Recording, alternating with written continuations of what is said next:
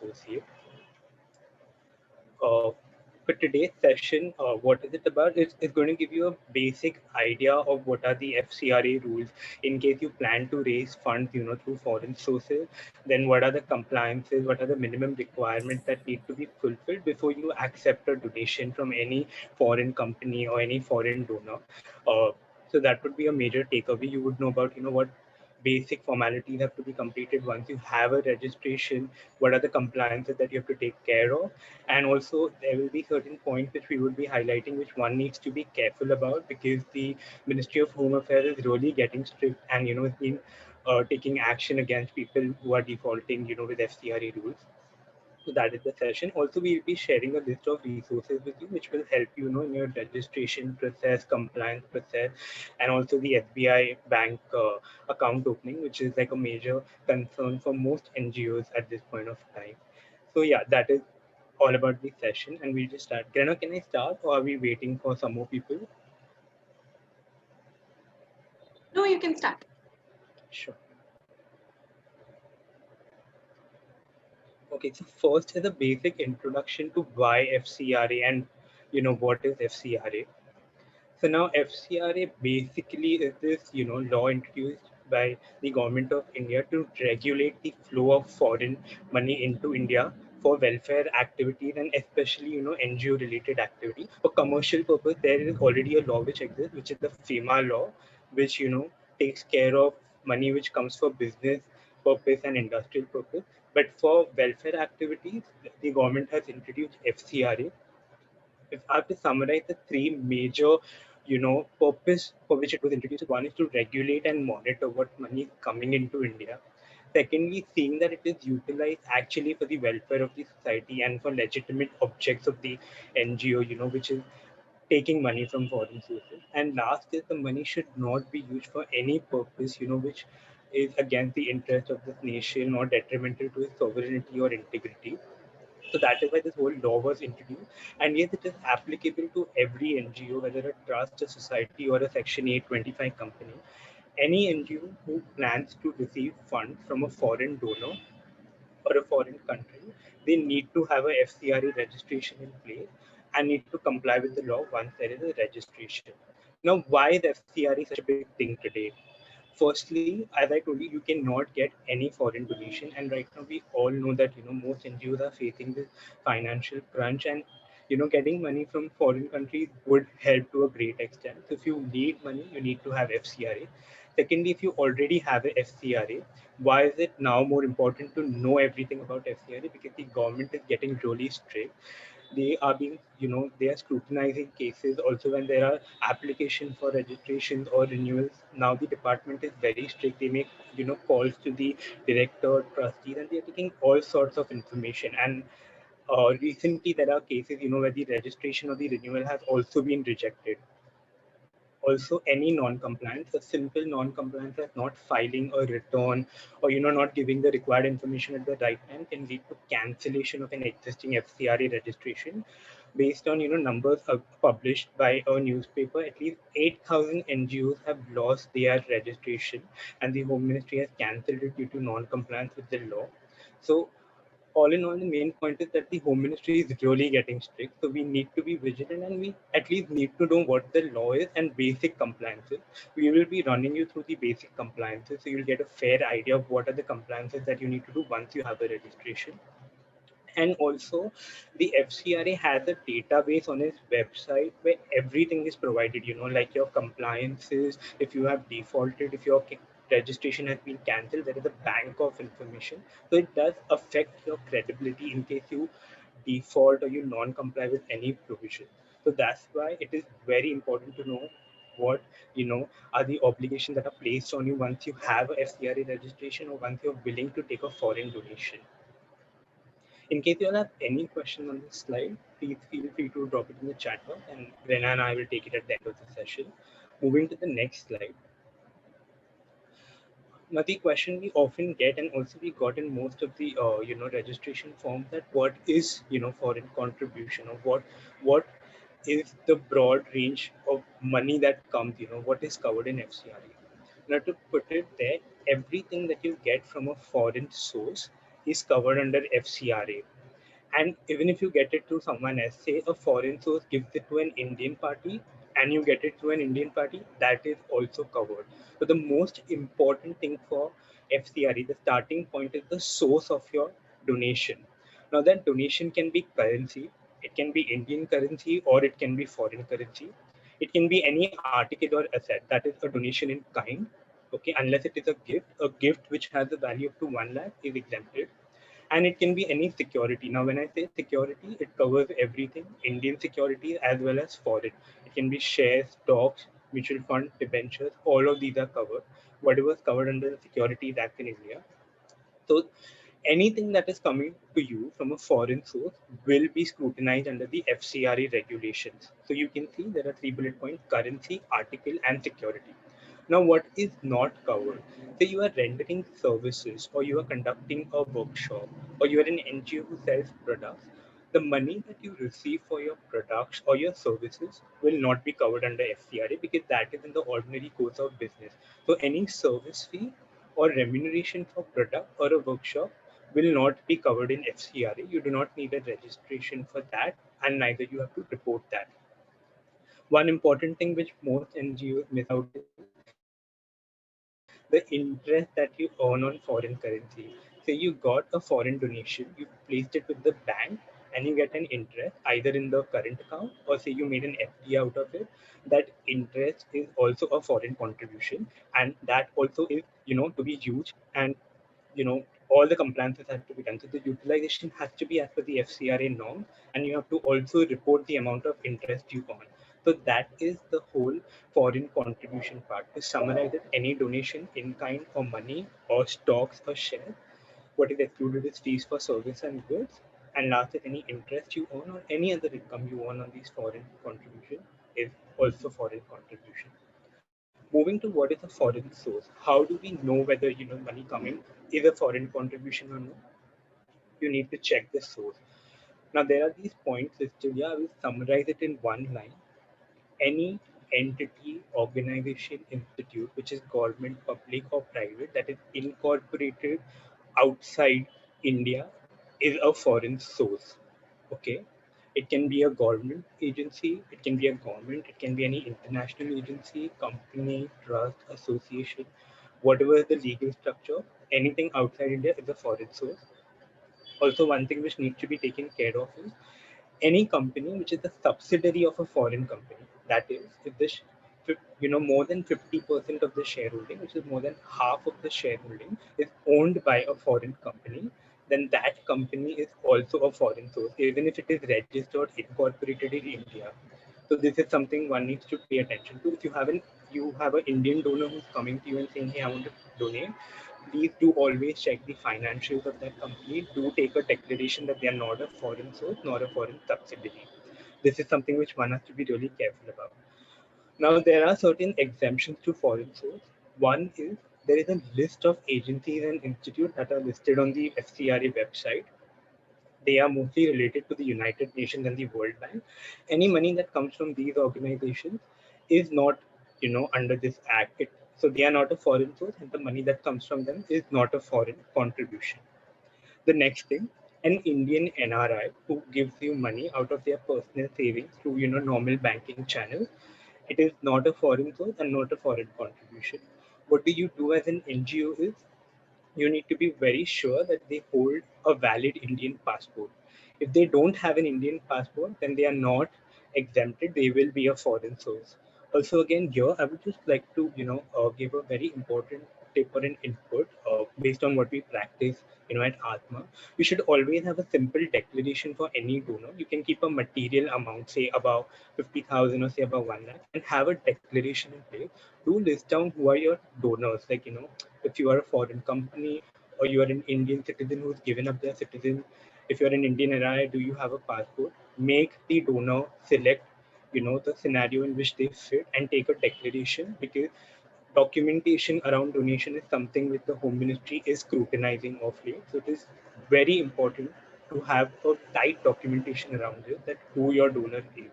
Because there are instances where NGOs have taken donation from subsidiary of foreign companies, or they have taken donations from Indian individuals, assuming that they haven't, Indian passport, and this has led to a default, and the penalty consequences are huge, and it can also lead to cancellation of your registration. So this is all about what is a foreign sponsor and what is foreign donation. Okay, we'll move to the next slide. Now, we've we've understood why we need FCRA and for what we need FCRA.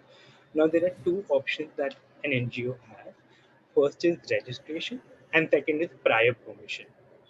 I will explain what is the difference between the two of them, and then you can see where you fit. And if you have any questions based on your specific case, then you can ask us.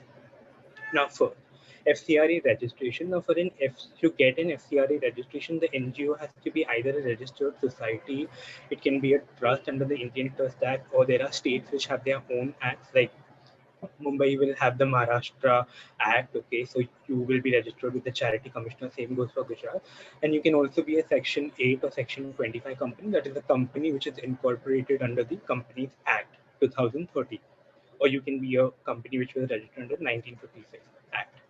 Now, the NGO needs to be in existence for at least 3 years, and it must have taken reasonable activity. When I say reasonable activity, there needs to be a definite cultural, educational, social, or economic program which is for the welfare of the society. Okay, so that needs to be in place, and there needs to be some activity. Now, what level of activity? Now, which is I will talk in the second point. So you must have spent at least 15 lakhs in the last 3 years on the aims and objects. So if you have a program for the education, say in rural areas, at least 15 lakhs should have been spent on those programs. Now, one thing which needs to be taken care of here is this 15 lakhs excludes admin cost. Now, what is admin cost? Admin cost will keep haunting you even once you have the FCRA registration. Admin cost is any cost which is not directly linked to your main program, which is not directly linked to the program which is for the welfare of the society. Okay, it can be like salary of the support staff, or it can be charges for your utilities like rent, electricity, your cost of accounting, your legal cost, say the fees which you pay for, say like a registration or for an income tax purpose. All these things are excluded. So cost which has to be a part of this 15 lakh is cost which is purely towards execution of the program of the NGO, which should be either cultural, economic, social, or educational.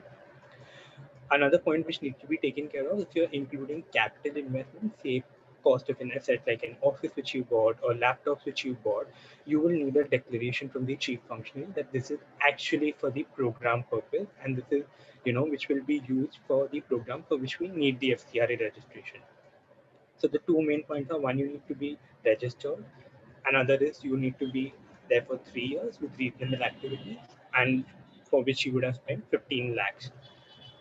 Moving to prior permission. Now, if you are at a nascent stage and you've just formed the NGO, but you do have a donor who is willing to give you some money, you can opt for prior permission and not for registration. So if the registration conditions are not fulfilled, you can go for a prior permission. What is a prior permission? It is an application you make to the Ministry of Home Affairs that, hey, I have a donor who is willing to give me XYZ amount, and I'm going to use it for this program of my NGO. So I need prior permission to receive these funds. So it is as simple as that. So there is again a form around it, which we will be coming to. So the whole point is, if you do not fulfill the criteria for registration, you do need a prior permission to receive funds. Okay, you are not debarred from receiving funds if you are not in existence for 3 years or you've not spent 15 lakhs. You can go for a prior permission. Now, while going for a prior permission, it is very important to understand that if the foreign donor is related to you or your organization in any manner, there are certain conditions that need to be fulfilled to apply for a prior permission. Now, the chief functionary of your organization, that can be a member of the board, or it can be an executive director, it can be a CEO, or anyone who's a part of the executive committee. That chief functionary should not be a part of the foreign donor. They should not be an executive or an employee of the foreign organization. Secondly, members who are with your NGO or employees, at least 75% of them should not be associated with the foreign donor in any way, either employment or in advisory capacity or whatever. At least 75%. Then if the donor is an individual, say it's a person, that person should not be the chief functionary of the Indian NGO. Also, the relatives or family members of this person should not be related, on the employment or a chief functionary of the Indian NGO. So all in all, the whole point here is that you should not be related. There has to be certain level of independence in your dealing. So these conditions have to be fulfilled before you apply for a prior permission. Is it clear? So if you have a question, please feel free to drop it in the chat box. But yes, this is the case. So there is a registration, there is prior permission. If you do not satisfy conditions for registration, you can go for prior permission. Both the options are available for NGOs. Moving on to the next slide, which is basically what is the procedure for registration. Now, with the recent amendment, it has been made very clear that all applications to the Ministry of Home Affairs has to be done online. There is no physical paperwork involved. Nothing can be filed, physically. Everything has to be done online. Now, there are forms which have been made. The user interface is really easy, and most things are put out there. It is very easy to fill the form. Most people have asked this question: do they need a CA, or a advocate or any advisor to fill the form? No, the forms are pretty much factual. I'll be giving you a gist of what the form is going to ask you, but if you have any specific questions, please feel free to ask. Now, the application has to be done online. There is a form FC3A in which the registration application has to be done. Now, what does this form ask for? This form asks for very basic details. If I have to, you know, make it into category, A is organization and registration details. It will ask you what is your organization name, what is your PAN card, what is your Darpan ID, and when was it established, under which act have you been established, and it will ask you for your main objects and aim. This has to be consistent with your trust deed or your MOA or the documentation which registers your company or your trust. Next is it will ask you a lot about the executive committee. So the members on the executive committee or the trustees, what is their legal background? Have they been convicted under any act? Or is there any, if they are related to other trusts which have been prohibited under FCRA. So all these sort of questions are there. They are pretty factual questions, and the answer is in a yes or no. But if the answer is yes, say there has been a default, then the details of the same have to be given in very short, in a very brief manner. There's nothing, like much to be written. So that is there. Apart from that, you need to have your FCRA account.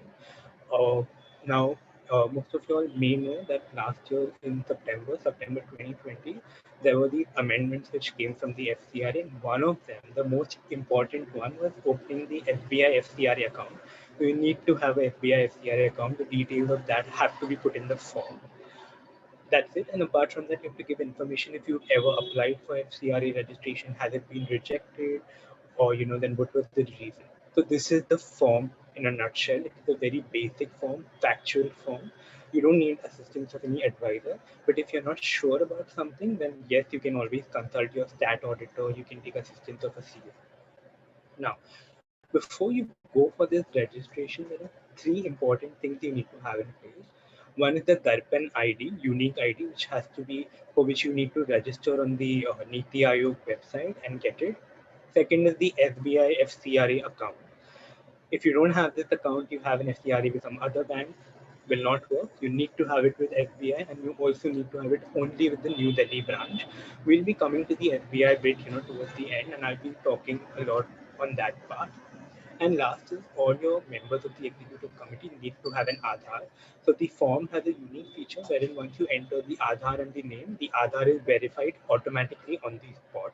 So you need to have a valid Aadhaar, and the name which you're entering in the forms for your executive committee has to be consistent with the Aadhaar. Now the fees for registration is 10,000. This has again been increased. It was 2,000 previously. It has been made 10,000. Now most questions that come up are, do you need DD or you can pay by check? No, this has to be done online. There's an online payment gateway, and there is no other mode to pay this fee. It has to be paid online. Now, once you apply for this registration, typically you get it within 90 to 120 days, which is somewhere between 3 months to 4 months. But with COVID, the applications are pending, even the renewal applications are pending. So you can expect somewhere between 5 to 6 months for your registration to get processed. Also, when I say 5 to 6 months, this is subject to providing all the information. There are times when the department comes back to you and will ask for additional questions or submissions. You need to give that, and then that would be processed. So it can go somewhere between 5 to 6 months. So in normal circumstances, 3 to 4 months, but with COVID, yes, it will take 5 to 6 months. So that is the whole process of your FCRA registration application. Moving to what documents will be required.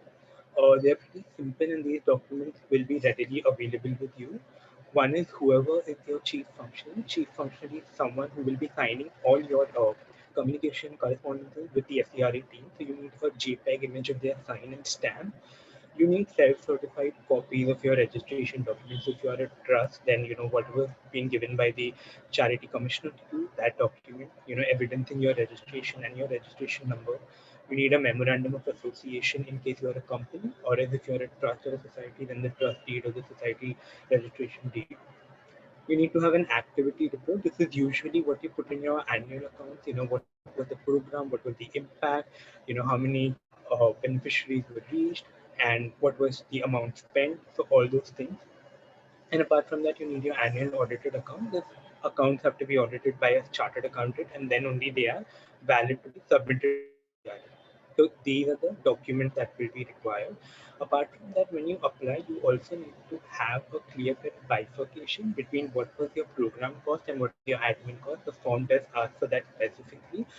And even there are instances where the department has come back and has asked for clarification on admin expenses. So these are the things that one needs to take care of. Now, once you have a registration, so you're granted registration in 5 to 6 months,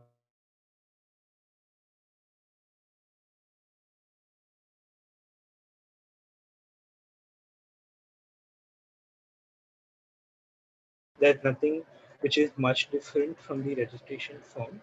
But one thing that needs to be kept in mind is that there's nothing which is much different from the registration form. But one thing that needs to be taken care of is that the rules say that you need to do this within 6 months from expiry. Most NGOs end up understanding that this is within 6 months from the expiry. That is your FCRA is expiring, and then you have 6 months. No, this is backward. You need to start the process 6 months before your expiry. Ideally, it is better if you complete the process, make an application at least 6 months before the expiry, or you can also do it, within those 6 months, like which are there before the expiry of the registration. Both the options are okay. The application has to again be made in an online form, which is FC3C, and the fees is 5,000. This is your entire registration renewal process. Any questions, then please ask. Also, the documentation with the renewal, you need to give documentation like your registration certificate, again, your previous FCRA certification, and your trust deed or your MOA. So, those are the documents which need to be submitted again. Moving to prior permissions, if you are not fulfilling the criteria for registration and you have a donor who's willing to give you money upfront, then you may opt for prior permission. Now, again, there is a form which has to be done. This is also a total online process. No physical visits, no physical documentation, unless you have been called to the office, which is not happening in COVID times. Now, form is again factual. One additional thing from the registration form would be it will ask you specific details of the amount which is committed and the donor. Now, what are those details? A, with regards to the amount, it will ask you the currency in which the amount has been committed. So, if the donors told you that, hey, I'm going to give you 20,000 USD, then that is the amount you need to put. The form does give you an option to put any currency. It can be foreign currency as well as Indian currency. You need to give the exact amount with the currency, and you need to give the purpose. Now, this purpose can be, there are typically four purposes which are recognized: cultural, educational, social, or economic. So you need to select one of them, and you need to give a brief about the project. So if you're running an education program, then so you just give the name of the program and you write what the program is about and where in India are you working. If you're running, say, for women welfare, then you need to give details of that. So those are the type of details that this form will ask you in addition to the factual details. Again, that one, FBI and Aadhaar details are mandatory. The fee is 5,000 rupees, which was previously 1,000. It has been changed.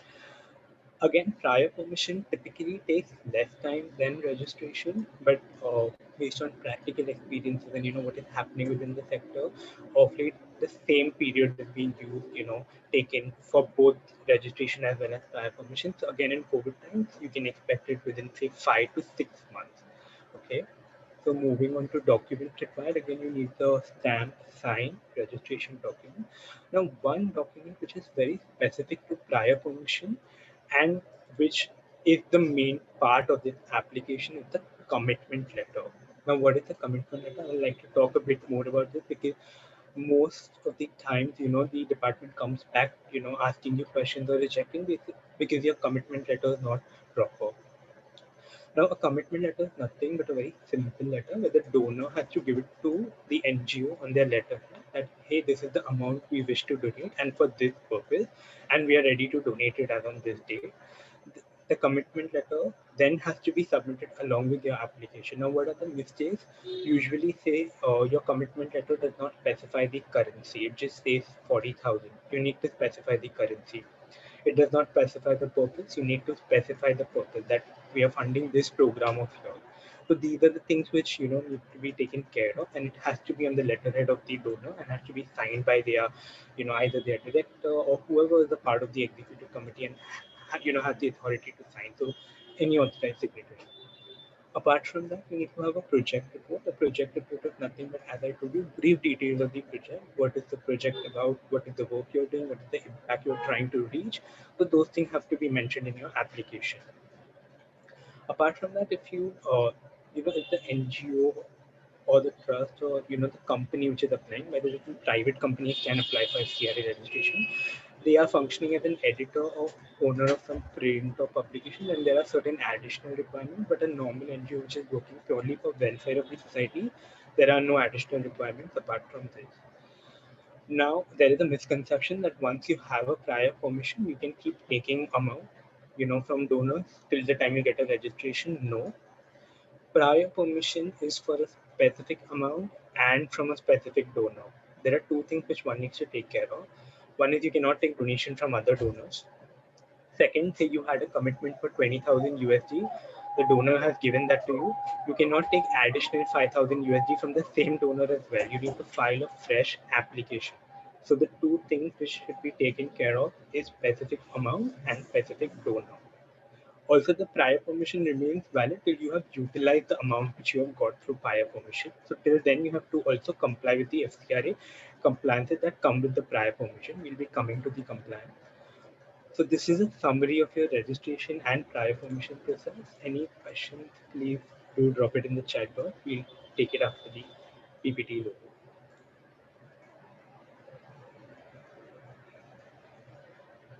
Okay. Moving on to the next slide, which is your FCRA compliances. See, once you have a prior permission and once you have a registration, your work is not done. You are now under the scrutiny of the FCRA, and every move of the organization, whether it's accepting funds or subgranting it to other NGOs or the utilization of funds, everything is scrutinized, and they are really strict now. So you must have seen the number of registrations which were cancelled, which we discussed in the first slide. Now, as soon as you have a registration or a prior permission, the first and foremost obligation is to separate your books of account. You need to have a separate book for INR and you need to have a separate book for foreign currency. You can obviously merge them, consolidate in your financial reporting, but these segregations should be available with you and they may be asked for. Next is you need to have a FCRA quarterly return. Instead of return, I would like to say an intimation. What is this? After the end of every quarter, you need to file, a specific format with the FCRA cell, which needs to give details of, from which donor have you received the money, what was the amount, what was the purpose. The purpose again is simple, cultural, educational, or social, and you have to give the date on which you received this. Now, this is for every quarter. So, say you received any sum between April to June, on 15 July, you need to report this to the FCRA. It is again online. It is called an intimation on a quarterly basis. So you need to go on the website, fill this intimation, and submit it. The intimation is then listed on the FCRA website, and anyone can see this. So this has to be done on a quarterly basis.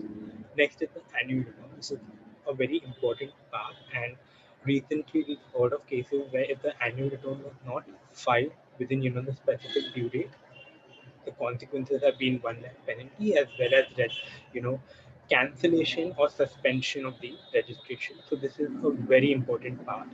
Now, what is the annual report? The annual report is a total summary of the funds received, how they were utilized, what were the sources of the fund, where was it, which project it was spent on, what was the part which was spent for administrative purposes, everything. Okay, so five main things: receipt, your utilization, purpose, project, what were admin expenses, also the interest which you earn or any other income which you earn from this, foreign currency contribution has to be reported. So that is your annual return. There is a specific format. We've attached the link in the resources. When does this have to be given? This has to be given typically 9 months after your year end. So in India, the year end is March. This has to go on 31st December. And this has to have a CA certification. Okay, the CA has to certify this. But in case you don't have any receipt or utilization during the year, you may not need a CA certification. But otherwise, you do need a CA certification. So this can be done by a stat auditor as well. Now, the next compliance is intimation of any change. This covers honestly like any change in the name, address, say you opened a new bank account, or there is a change in your executive committee, say a director has resigned or a trustee has resigned. Everything has to be intimated. Typically, this has to be done within 15 days from the change, and there are specific forms. The main form is FC6, but there are categories A, B, C, D, E based on the purpose. So say if it is change in members, then it is E. If it is change in name, then it is form FC6A. So this is the compliances with regards to the filing and the form. The next section is typically the day-to-day compliances which one needs to take care of. The first. Now most of you all had asked about FCRA amendments, so they are covered here. There are the main three amendments which I would like to highlight to you is one admin expenses, one is sub-granting, and one is the SBI bank opening account.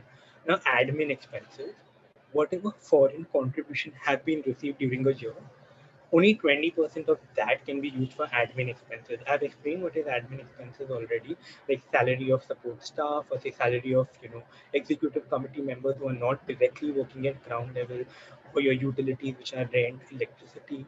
Apart from that, say cost of accounting, cost of other consultancy services, all of these are admin.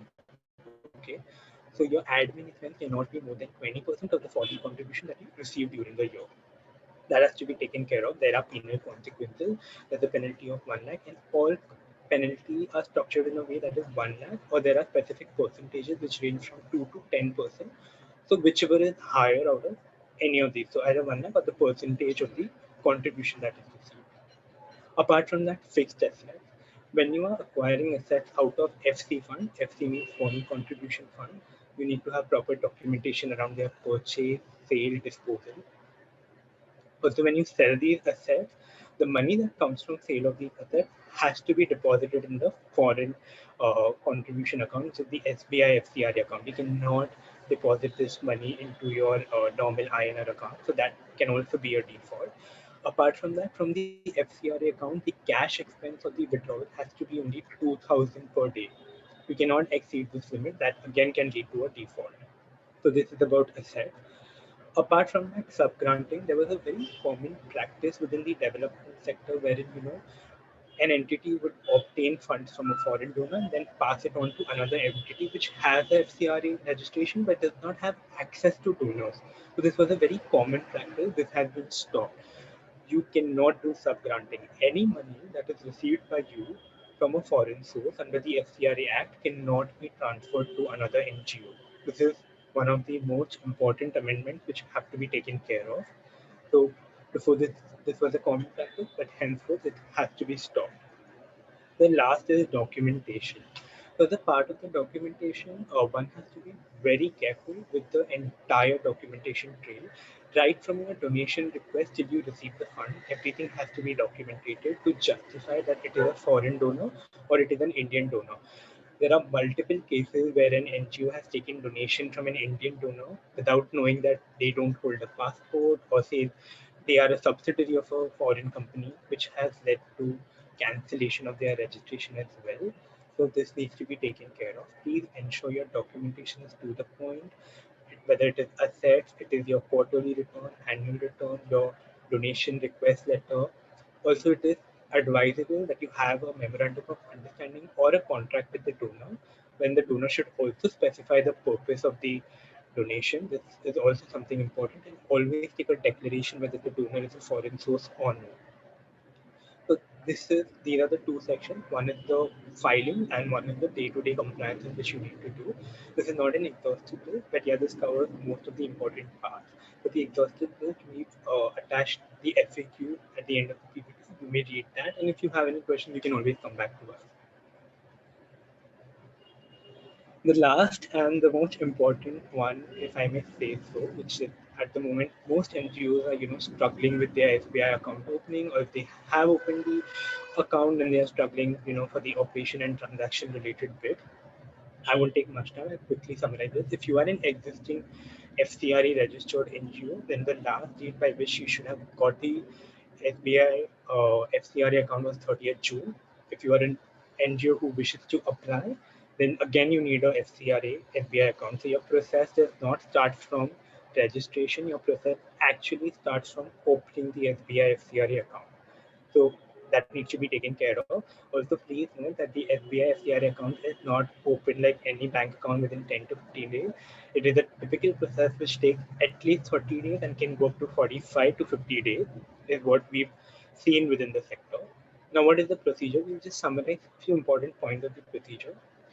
You can give the account opening form and the KYC verification at any branch, nearest branch. Post this is verified and goes to the Delhi branch. Typically within say 5 to 10 days, you do get a reply, and you get an account opening letter. Now this letter will have all the details: your account number, the IFSC code, the SWIFT code, everything. It will also give you contact details and email ID of the Delhi branch. Post this, you need to fill uh, a FC6C form. This is for NGOs which already have the FCRA registration, and submit it to the FCRA. That will be approved. That same approval has to be given to the SBI branch to make your account active. The account only gets activated once you have submitted the FC6. Post that, once your account is opened, everything is done, you need to do internet banking activation. You also need to submit one-time FEMA declaration, which is on a 100 rupees stamp paper. Any changes you make in your account, or say you open a new account, that has to be intimated in Form FC60. Now, one common question is, if I have an SBI account, can I also have a FCRA account with another bank? Yes, you can have it with a scheduled bank of your choice. Banks are listed on the FCRA website. There is HDFC, there are other banks. You can open it with them, but then you have to submit a FC60 and notify to the ministry that in addition to the SBI FCRA account, I have another account also. Now, this another account can only be used for utilization. You cannot receive money. Your money has to come in the FCRA account, which is with the New Delhi branch of SBI, no other account. Again, I've just mentioned it takes typically 30 to 45 days for this account to be activated. Now, what are the issues or the concerns you can expect on your way? One is no uniform account opening process. There are branches even in metro cities which don't have any background on FCRA. They will plainly tell you we don't know what is FCRA. They will just tell you that go to the other branch. Typically, they send you in Mumbai. If you're in Mumbai, then the Worli branch, or they will send you to any main branch of your city. Most branches have no knowledge around this. Poor customer support. There is either no staff, or if there is staff, then most of the staff does not have knowledge around this. There are no documented guidelines except for a SOP, which is again attached in this PPT. uh, like these things like one-time FEMA declaration and all is a surprise when you start actually using the account. Your transactions may be declined. You may be told that, hey, you don't have a checkbook, so your account is not activated, or say you've not submitted the FEMA, your account is not activated, or you've not completed the internet banking activation on the YONO website. So these are the types of responses which you can expect. There is no communication or intimation. Most time the letters don't come or the messages don't come on the registered mobile number. There, you need to visit the branch and then again, work with them, tell them your concern, and then they will address it at their own speed. There's lack of awareness. There are high charges for any inward remittance to a wire transfer. You need to pay 1,000 rupees plus GST. That is 1180. This was not the case with other banks.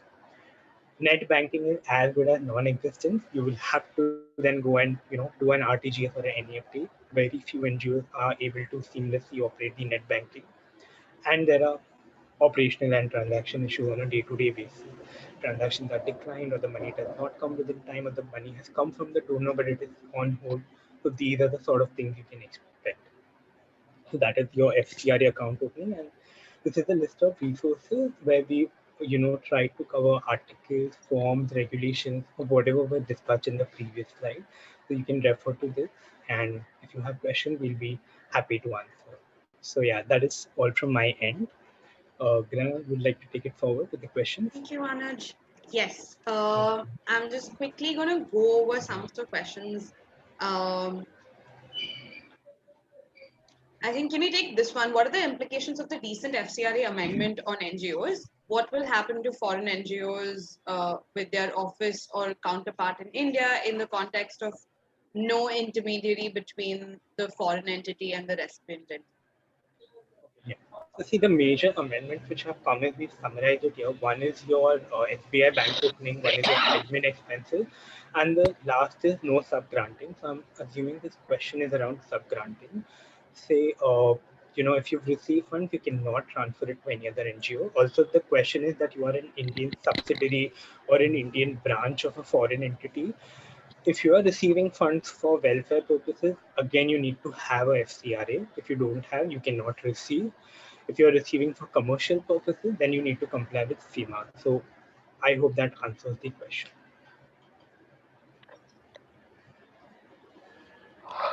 Okay. Ivonia, last few minutes, I just want to go over what else is quickly. Um, Role of letter of endorsement from an MP, MLA, prominent individual in securing FCRA registration. Do you think that helps? Do we have any experience with that? Okay, so let me be frank that this process is completely transparent and you can even expect calls from the department. You can expect visits to your office. So any letter or recommendation will not be that helpful. You need to be sure that everything in place, you fulfill all requirements. But previously there were the FAQs available on the FCRA website which have been pulled down now, which said that if you have a recommendation from say a district collector or a district magistrate, there would be some, you can expect some speed in the process of the application. So yeah, it may be helpful but not for sure.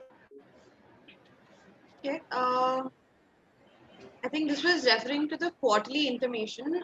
Can these filings be done by the NGO itself, or does the CA necessarily need to do it on their behalf? Okay, so the quarterly intimations can be done by the NGO themselves. It is a very simple form. Now, with regards to the annual return, so there are two returns. One is the quarterly, which you just intimate what funds you received within the quarter and what was the source. The second is an annual report, which gives the entire summary of your years, what was received, how it was utilized, what was admin expenses, what was the interest income on, what projects was it used for. This needs a CA certification. Annual return will require a CA certification. Um, I'm still looking for more questions. Um, what are the Yes, exact donor details? available on I'm just gonna put this person on mute. Salman Khan. Okay.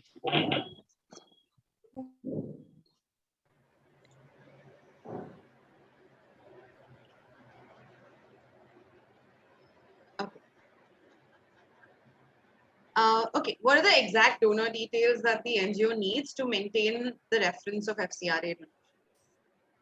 It's the exact details are like you need to have their name, which has to be a proper legal name. So always, some NGOs have a name which they just use as a abbreviation for themselves, but take the total, the complete legal name. You need to have details of one of the office bearers, their email ID, the website of the, donor. Apart from that, the country, and then you just need to know the purpose, nothing more than that. And it's always better to have a declaration from them that they are a foreign source and if possible to enter into a MOU or a contract specifying for what the donation has come. Okay. Uh, can you please elaborate on appropriate documentation and communication trail to support every foreign donation? What all Can that? you repeat the question? I missed it. Yeah. Could you elaborate on appropriate documentation and communication trail to support every foreign donation? So, what Okay, kind of documentation would sure. be there? So ideally, the starting point has to be like a request letter, which would go from you.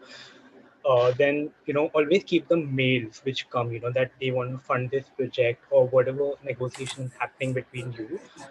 Whatever trail is, that should support the amount which you have, like the amount which the donor is given, and then this needs to be backed with a declaration and a MOU. So that is the complete documentation. So a request letter, acceptance, your declaration that you are a foreign source, and last is a MOU. Got it. I think there's And yes, so not to see. forget, please have a complete overview of your admin expense and program expense, because admin expense is now a concern. Like if you end up spending more than 20%, then you are defaulting. Okay. Uh, Fee of product money received from foreign source. Um, Currency does not need FCRA, or does it need FCRA No, it does not need. So to if it serve? is a service income or a compensation for your product, then no. Okay. And does it need FEMA clearance? Yeah, then it comes there. It's not within FCR. Okay. Um, any advice that one should keep in mind in reference to online crowdfunding? Because then you could get. Yes, so it is very important that you have this field, if they are a foreign donor or no, because if you end up taking the donation, they don't enter the PAN number, so they don't fall within Indian. All of you must be aware that the PAN number is very crucial now, with the new forms that have come for income tax as well. And then if they are foreign and also they become anonymous, then there would be a default in income tax as well as FCRA. So do have a field to recognize foreign donors, and do give this option of accepting foreign donation only if you have a FCRA registration, because crowdfunding will not fall under either category. Like you cannot go and ask for a prior permission for a crowdfunding because you don't know who's going to then donate. So you need a specific donor when you go for a prior permission. So do take crowdfunding only if you have a FCRA registration. Okay. Um,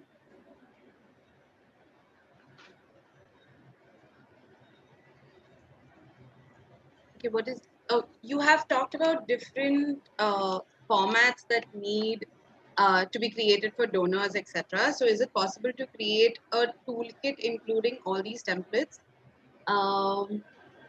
that can be used by the organization so that we don't end up getting rejections because some information is not covered in those letters? Um, is that included in the resources you have here, Anuj? So it's not included, yeah, but we can, help you with the format. It can be like a simple one-pager format where you list down all your types of donors. So the whole intention is to just identify whether they're an Indian donor or a foreign donor. So you can list down instances, which they can be a foreign donor, which are listed in the second slide. Like if you are a foreign company or you are incorporated abroad, if you're an Indian company, then are you a foreign subsidiary? If you are an individual, whether you are a foreign citizen or an Indian citizen. But yeah, you can reach out to us and we can help you with the format as well. Uh, for the FCRA application FC3A, what should note on activities contain? Okay, so the note on activity can typically be extract of your annual reports, or wherein you put the program information. You do mention what was the impact and how many people were reached or what was the expenditure. So that is like an activity report, a report of the work which has happened in the past 3 years. So generally, NGOs put an extract of the annual report, but if your annual report is not that detailed, then yes, you'll have to make a document which specifies what were the activities, what sort of programs, where were these programs conducted, with that type of information. Right.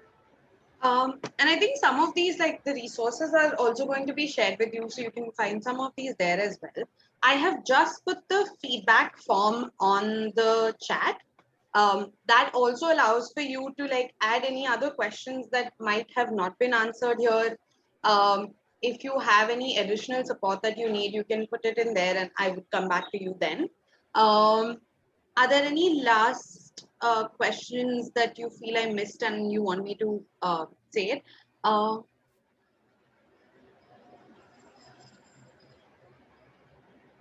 okay, I don't see any. Can we record the crowdfunding platform as the donor directly, or each donor needs to be registered for the funds raised? Can you explain that a bit? I didn't get that. Urvi, do you want to explain that a little bit more to us? What Yeah. was my question? Hi guys, this is Urvi from Keto, which is like an online crowdfunding platform. I just wanted to check with you, Anuj, that a lot of NGOs kind of end up marking Keto as the donor here instead of the actual donors, right? The people, the foreign citizenship holders that have actually donated. So is that legally allowed, or they should be actually using the actual donor names and data there? So the actual donor name has to be used. You can't use K2.